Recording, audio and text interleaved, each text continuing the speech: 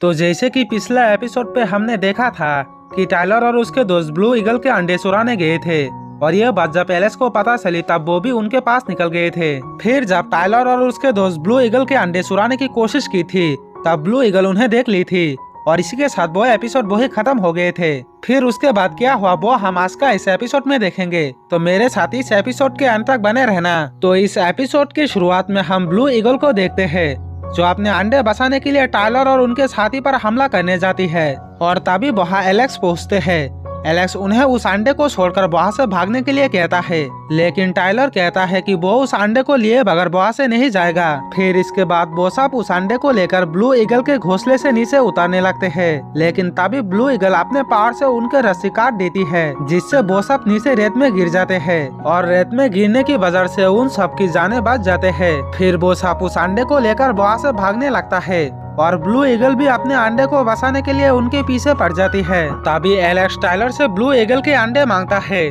और उसे लेकर वो एक साइड की तरफ भागने लगता है।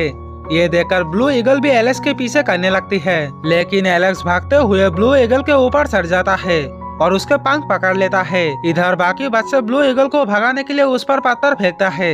ये देखकर ब्लू ईगल उन बच्चे पर हमला करती है, पर एलेक्स उन्हें बचा लेता है और उन सबको लेकर वो जंगल की तरफ भागने लगता है और एक पहाड़ के गुफा में छिप जाता है। वो ब्लू ईगल भी उस गुफा में घुसने की कोशिश करता है, तभी एलेक्स के हाथ उस गुफा के एक पत्थर में लग जाता है जिसकी वजह से उस गुफा की प्रोटेक्टिंग शील्ड एक्टिवेट हो जाता है जिसे स्टोन विलेज के पूर्वजों ने बनाई थी। और फिर ब्लू ईगल हमला करके उस शील्ड को तोड़ देती है और तेजी से गुफा के अंदर घुसने की कोशिश करती है। तभी स्टोन विलेज के बड़े लोग वहाँ आ जाता है और उस ब्लू ईगल पर हमला करके उसे रोकने लगती है। इसके बाद सभी बच्चे उस अंडे को लेकर मास्टर शेन के पास जाता है, जिन्हें देखकर मास्टर शेन समझ जाता है कि आखिर ये ब्लू ईगल इनके पीछे क्यों पड़ी है। फिर मास्टर शेन उन बच्चे को लेकर अपने गांव भागने लगता है क्योंकि उनके गांव को उस ट्री में बसे उनके गॉड प्रोटेक्ट करता है और उन पर कोई हानि पहुंचने नहीं देते। फिर ब्लू ईगल मास्टर शेन और बच्चे को भागता हुआ देखकर उन पर हमला करती है, लेकिन मास्टर शेन अपने पावर से बच्चे को बचा लेता है। इसके बाद सभी अपने गाँव पहुँच जाता है।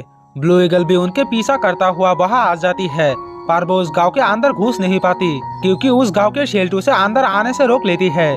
फिर इसके बाद ब्लू ईगल के वो अंडा फूट जाता है और उसमें से एक बच्ची बाहर आती है, लेकिन इतनी भागदौड़ की वजह से वो बच्चे घायल होकर मर जाती है। ये देखकर वो ब्लू ईगल काफी गुस्सा हो जाती है और वो अपने फुल पावर का यूज करके उस गाँव के शील्ड को तोड़ देती है। फिर वो अपने बच्चे के पास जाती है।